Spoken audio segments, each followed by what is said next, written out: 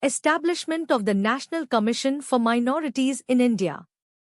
In 1978, the Indian government created a Minorities Commission to protect the rights and interests of minority groups in the country. This decision was made because, despite protections offered in the Constitution and existing laws, minority communities often faced feelings of inequality and discrimination. The government believed that to maintain the country's secular values and promote unity among its diverse citizens, it was crucial to enforce these protections more effectively. To offer better support and assurance to minorities, there was a growing consensus that the Minorities Commission should have a more formal, statutory status. This would help build trust among minority groups regarding the Commission's operations and influence, making it a more powerful entity in dealing with state governments and central authorities. Consequently, the National Commission for Minorities Act was passed in 1992, transforming the Minorities Commission into a statutory body recognized by law. With this change, it was renamed the National Commission for Minorities, NCM. The first official commission under this new act was formed in 1993, and it operates as an independent body under the Ministry of Minority Affairs in the Government of India. While the Act does not specifically define what constitutes a minority, it allows the central government to designate specific groups for the purposes of the Commission's work. In 1993, the Indian government officially recognized 5 religious communities as minority groups: Muslims, Christians, Sikhs, Buddhists, and Zoroastrians, Parsis. Later, in 2014, the Jain community was also included as a recognized minority. The establishment of the National Commission for Minorities aims to ensure that the rights of these groups are protected and that they can participate fully in the country's social, political, and economic life. The Commission's functions include investigating complaints regarding the violation of the rights of minorities, assessing the progress made in the implementation of policies and schemes for their welfare, and making recommendations to the government. In terms of constitutional provisions, Articles 15 and 25 of the Constitution of India are significant for minorities. Article 15 prohibits discrimination on the grounds of religion, race, caste, sex, or place of birth, while Article 25 guarantees the right to freely practice one's religion. Through the establishment of the National Commission for Minorities, India aims to reinforce its commitment to constitutional values, promote social justice, and ensure that all citizens, regardless of their religious beliefs, feel secure and included in the nation.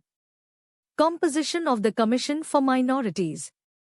The Commission for Minorities is a special group made up of several members. This group includes a chairperson, a vice-chairperson, and 5 other members. The central government of India chooses these people based on their outstanding abilities, reputations, and honesty. Importantly, at least 5 members, including the chairperson, are required to belong to minority communities in India. This ensures a diverse representation that can address the needs and concerns of various minority groups. The salaries and benefits for the chairperson and all the members are set by the central government through the Ministry of Minority Affairs. This helps in ensuring that the members are compensated fairly for their work. It's worth noting that the vice-chairperson is also counted as one of the members of this commission. Members of the commission serve a term of 3 years. However, they have the option to resign before the term ends by submitting their resignation to the central government. The government has the authority to remove any member, including the chairperson, before their term is over for specific reasons. These reasons are listed as follows. If a member becomes an undischarged insolvent, meaning they cannot pay their debts. If a member is convicted of a crime and sentenced to jail for an offence that is considered morally wrong, according to the views of the central government. If a competent court declares a member to be of unsound mind. If a member refuses to participate in their duties or becomes unable to do so. If a member misses 3 meetings in a row without a valid reason. If a member abuses their position, and this misuse is seen by the central government as harmful to the interests of minorities or the public at large. The framework governing the Commission for Minorities and its operations is outlined in various articles of the Indian Constitution.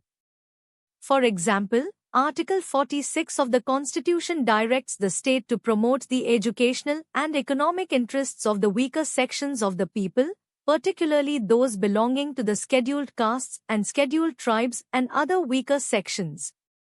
This article emphasizes the need for the representation and support of minority communities within the broader fabric of Indian society.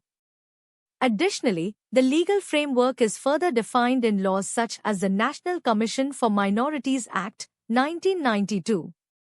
This act establishes the Commission and details its responsibilities, powers, and the procedures for appointing members. It shows the government's commitment to safeguarding the rights of minorities and ensuring their voices are heard in the policy-making process. Understanding the structure and functioning of the Commission for Minorities is vital as it plays a crucial role in addressing the challenges faced by minority communities in India, helping to create a more inclusive and equitable society. The Commission for Minorities in India has an important role in ensuring the welfare of minority communities in the country. Its responsibilities are outlined in a 9-point mandate that guides its work. First, the Commission is tasked with evaluating how well minorities are developing across both the central and state levels. This means looking at various indicators such as education, employment, and social status to see if improvements are being made. Second, it supervises the functioning of safeguards established for minorities. These safeguards are included in the Indian Constitution and also in specific laws passed by the Parliament and state legislatures. For example, Article 15 of the Constitution prohibits discrimination on grounds of religion, race, caste, sex, or place of birth, ensuring that minorities have equal rights. The third function is to make recommendations aimed at more effective implementation of these safeguards. This includes advising both the central and state governments on how they can better protect and promote the interests of minorities. Fourth, the Commission addresses specific complaints related to the rights and protections of minorities. If individuals or communities report that they are being treated unfairly or are not receiving the benefits of the safeguards, the Commission will investigate these claims and communicate with the relevant authorities to seek a resolution. Fifth, it also undertakes studies to identify issues related to discrimination against minorities. By documenting these problems, it can recommend solutions to alleviate such discrimination. The sixth point emphasizes the importance of research. The Commission conducts studies and analyses related to the socio-economic and educational advancement of minorities. This research helps to build a clearer picture of the challenges faced by these communities and what can be done to assist them. Seventh, the Commission suggests measures that the central and state governments could adopt specifically for minority welfare. These suggestions are based on their findings and research, ensuring that the recommendations are grounded in evidence. The eighth function involves preparing regular reports for the central government about matters affecting minorities. This includes detailing the challenges that minority communities face, helping to keep the government informed about their situation. Lastly, the Commission is open to reviewing any additional matters that the central government may refer to it concerning minorities. This flexibility ensures that it can respond to emerging issues as they arise. The legal framework that supports the work of the Commission includes various articles in the Constitution, such as Article 46, which directs the state to promote the educational and economic interests of scheduled castes, scheduled tribes, and other weaker sections. Furthermore, the National Commission for Minorities Act of 1992 establishes the Commission and outlines its powers and functions. In summary, the Commission for Minorities plays a critical role in monitoring, researching, and advocating for the rights and development of minority communities in India, ensuring that they are protected and their voices heard. Understanding the powers of the Commission. The Commission has important responsibilities when it comes to checking on issues or looking into complaints related to its work. To ensure it can perform these duties effectively, it has been given specific powers that are similar to those of a civil court, which is a type of court that deals with non-criminal cases. This means that the Commission can make decisions and take actions that help it investigate and resolve matters fairly and thoroughly. Firstly, one of the key powers of the Commission is to summon individuals. This means that it can call anyone from anywhere in India to come and give their testimony or answer questions.